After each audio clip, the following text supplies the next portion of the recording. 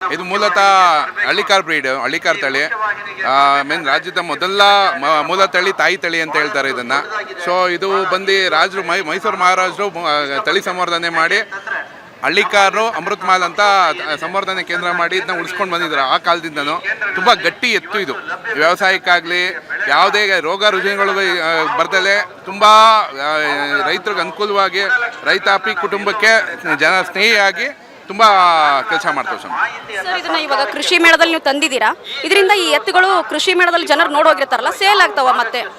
Sales ಅನ್ನೋದು secondary. ನಾವು ಜನಗಳಿಗೆ ಒಂದು ಪ್ರದರ್ಶನ ನಾವು ತೋರಿಸ್ಬೇಕು, ಆಮೇಲೆ ತಳಿ ಬಗ್ಗೆ ಒಂದು ಇದನ್ನ ಮನವೊಲಿಸ್ಬೇಕು ಅಂತ ಹೇಳ್ಬಿಟ್ಟು ನಾವು ತಂದಿರೋದು. ಇದನ್ನ ತಳಿ ಬಗ್ಗೆ ತಿಳ್ಕೊಳ್ಳೋಕ್ಕೆ, ತಳಿ ಬಗ್ಗೆ ನಾವು ಅವ್ರನ್ನ ಎಕ್ಸ್ಪ್ಲೈನ್ ಮಾಡೋಕ್ಕೋಸ್ಕರ ಇದನ್ನ ಪ್ರದರ್ಶನಕ್ಕೆ ಇಟ್ಟಿದ್ದೀವಿ ನಾವು. ವೀಕ್ಷಕರೇ, ನೀವು ನೋಡ್ತಾ ಇದ್ದೀರಾ ಯಾವ ರೀತಿ ದೇಶೀಯ ತಳಿಗಳನ್ನ ಬಳಸ್ಕೊಂಡು ಏನು ಮಾಡ್ತಿದ್ದಾರೆ ಅಂತಂದ್ರೆ, ಕೃಷಿಯನ್ನ ನಾವು ಏನು ಮಾಡಬೇಕು, ಅಭಿವೃದ್ಧಿಯನ್ನ ಮಾಡಬೇಕು. ಜೊತೆಗೆ ಇಂಥ ತಳಿಗಳೇನಾಗ್ತಿದೆ ಅಂತಂದ್ರೆ ಜನರಿಗೆ ಗೊತ್ತಿರುವುದಿಲ್ಲ. ಕೆಲವೊಂದಿಷ್ಟು ಜನರಿಗೆ, ಅದು ಹಳ್ಳಿ ಒಂದು ಸಮೀಪದಲ್ಲಿರ್ತಕ್ಕಂಥ ಜನರಿಗೆ ಗೊತ್ತಿರುತ್ತೆ, ವ್ಯವಸಾಯದವ್ರಿಗೆ ಗೊತ್ತಿರುತ್ತೆ. ಇಲ್ಲಿ ಸಾಕಷ್ಟು ಜನರು ಇರೋದ್ರಿಂದ ಏನಾಗ್ತಿದೆ ಅಂತಂದ್ರೆ ಆ ಒಂದು ತಳಿಗಳ ಬಗ್ಗೆ ಏನಾಗ್ತಿದೆ, ಜನರಿಗೆ ಕುತೂಹಲ ಕೂಡ ಮೂಡ್ತಿದೆ.